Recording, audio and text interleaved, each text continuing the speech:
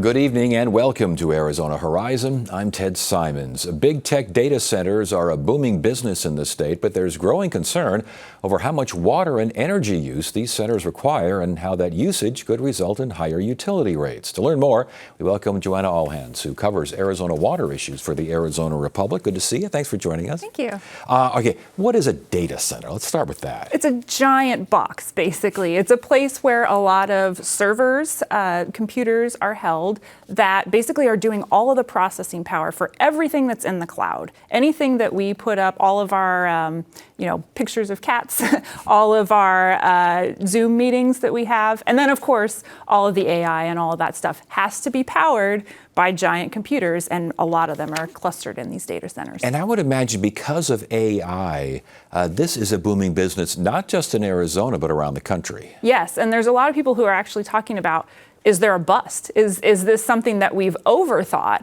and that we're planning too much? Or is this really the thing? Is this the infrastructure that we absolutely have to have for the next wave of the future? Yeah, and Arizona, I'm getting this, 150 centers are either operating or planned just in Arizona? It's a lot, isn't it? Yes, it is.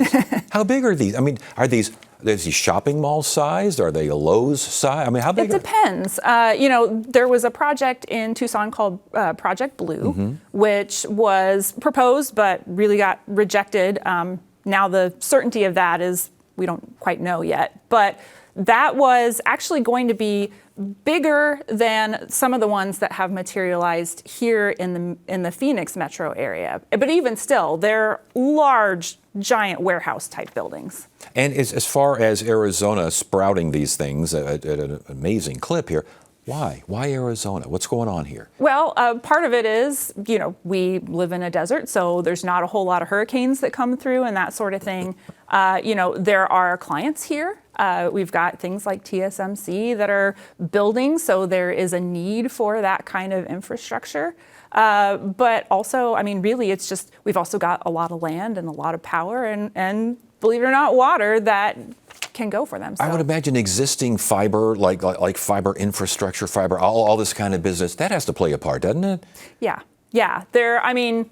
You can't not have that to be able to connect because it's got to go to the cloud, right? It's all part of this digital infrastructure that has to exist. So at the bottom line is, it's cheaper to run here.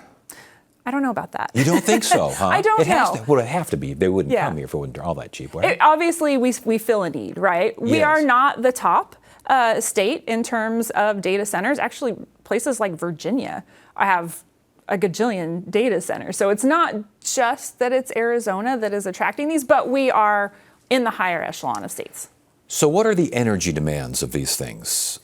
It's a lot because it's a big infrastructure that it generates a lot of heat, first of all. And so you've got to figure out how to get rid of that. You don't want these computers to overload and shut down and that sort of thing. And so actually, it's a lot of energy, but nationwide, it's about 4% of the electricity that we use on data centers goes to them. So, it's not all of it that goes to them, but it's definitely a good amount. But I saw that APS and SRP are saying that energy demand nearly triples if every single one of these 150 that we mentioned that were planned and proposed go online. That's a lot of demand. It could be, yeah. And that really speaks to the need for planning and infrastructure and making sure that these places are paying their way. Yeah, and we're talking about energy. Let's talk about water. That's up your alley here. That's more up my alley. Yeah, how much water do these things to cool them down? Right. Well, it's hard to know, especially for each facility, because they're not necessarily reporting this.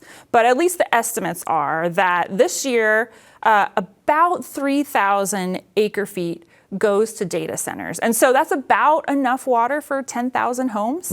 It's not insignificant, but if you look at it on a percentage basis, it's less than 1% of the water that everyone uses. It's actually, in the grand scheme of things, not a ton of water, but it's not insignificant either. Yeah, and this is Arizona, so sure. All water is significant in Arizona. You mentioned Project Blue down in Tucson. City Council says get it out of here. Why? What was that all about? Well, people were mostly concerned. There were a lot of concerns, but I think the one that was coming before the Tucson Council, because they were going to have to annex this project to get it into their system, and so in order to do that, that was to be able to provide the water. So a lot of the water concerns came to the city. One of the things, though, that I don't think that people fully understood about that project is that the developers were saying, not only are we going to use recycled water, we're going to click into the system to use water that's already been used more than once, but we're going to replenish every drop. Yes, I saw that too, and I thought that was amazing. Is it possible for them to do that? I don't know how they were going to do it, but I think if someone is proposing that and that was what was in the development Yes. agreement, that would be something that would be, they'd have to do it. And to me, it's like, why don't we do that in Phoenix? Well, I was going to say, are there plans for other folks that are planning these data centers to have that kind of mitigation effort? No, there's really not been the kind of push to say, like, okay, if you're going to use a drop of water, replenish the drop of water. They did that in Phoenix and were rebuffed. And so I think that makes it really hard to be able to do that here in Phoenix. Is there a moving dynamic, a moving equation going on here because of Colorado River water concerns, just the drought in general, climate change in particular, the whole 9 yards here? Is there concern that, yes, these are great, these are wonderful, good jobs, et cetera, but we don't know how much water we're going to have?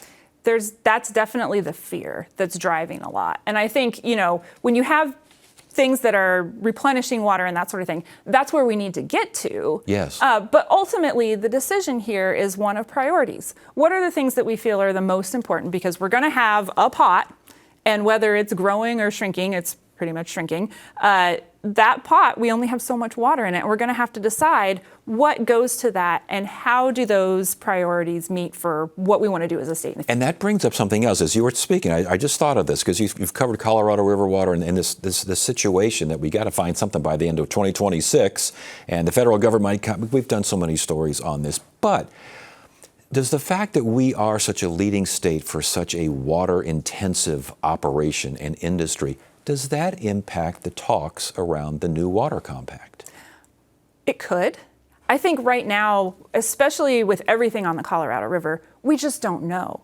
We don't know where it's going. We don't have a lot of the even just basic details of what that's going to entail and how deep are the cuts. We know we're going to have deep cuts and they're going to be painful, but how deep are they going to go? We don't know. So certainly our perception, how we are viewed among the Colorado River Basin states, is going to play into that. Absolutely. But how deep and how much, it's hard to know. And last question here. We've been talking about these things and the economic. What is the economic? How do they make money? How are they good for Arizona? The data centers? Yes. Well, I think, the way that they're described to me, at least, is that, this is infrastructure. Think of it like a freeway or, a water treatment plant or something like that. This is the infrastructure that is needed to make sure that we're all online because that's where everything is moving. And that's how it often gets talked about. There are, some property tax and sales tax benefits. There's been studies that are done of that kind of thing. Is it a huge amount of money? It's not insignificant. It's kind of like water use. It's not insignificant, but it's also not like amazing either. So it really kind of comes down to, is this infrastructure and how do we then make sure that we have that for the future? Interesting. Very good stuff. Joanna Allhands, Arizona Republic, talking about data centers. Good to have you here. Thank you.